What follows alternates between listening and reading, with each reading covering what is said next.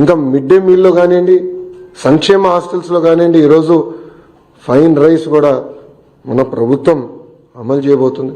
ఇంకా మే నెలలో తల్లికి వందనం కార్యక్రమం కానివ్వండి, అన్నదాత సుఖీభావ కార్యక్రమం కూడా అమలు చేయబోతున్నాం. 5 సంవత్సరాలు వాళ్ళు ఒక్క డిఎస్సి వేయలేదండి. అసలు డిఎస్సి పైన మాట్లాడే అర్హత మీకు ఎవరిచ్చారండి? నిరుద్యోగులు మా పైన బాధ్యత పెట్టారు. మొన్న జరిగిన గ్రాడ్యుయేట్ ఎన్నికల ఫలితాల తర్వాత బాధ్యత మాకు పెరిగింది. అందుకే మేము చాలా స్పష్టంగా చెప్పా, 1 మ్యాన్ కమిషన్ రిపోర్ట్ వచ్చిన వెంటనే డిఎస్సి ప్రక్రియ ప్రారంభిస్తాం. ఇప్పటికీ టెట్ పూర్తి చేశామని చెప్పి అది కూడా ఈ నెలలోనే చేస్తామని కూడా నేను నిరుద్యోగులకు హామీ ఇచ్చాను.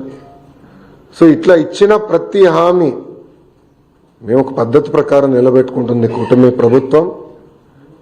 ఇప్పుడన్నా జగన్మోహన్ రెడ్డి గారు వాస్తవాలు తెలుసుకుని ఎందుకు ఆయనకు 11 సీట్లు వచ్చినాయి, కార్యకర్తల దగ్గరికి వెళ్ళి గతంలో ఆయన చేసిన తప్పులు తెలుసుకుంటే బాగుంటుందని ఈ సభాముఖం ఆయన తెలుపుకుంటూ, దయచేసి గౌరవ ఉప ముఖ్యమంత్రి గారి గురించి కానివ్వండి, గౌరవ ముఖ్యమంత్రి గారి గురించి ఆలోచించి మాట్లాడమని నేను కోరుతున్నాను. ఈరోజు ప్రజలు వాళ్ళని గెలిపించారు. ఎవరికి రాని మెజారిటీలతో వాళ్ళు గెలిచి ఒక ముఖ్యమంత్రిగా ఉప ముఖ్యమంత్రిగా ఉన్నారు. వాళ్ళని కించపరిచే విధంగా మటుకు మాడితే మేము సహించాం. చాలా ఫర్మ్గా మేము కూడా మాడతాం. మిమ్మల్ని వదిలిపెట్టే ప్రసక్తే ఉండదు.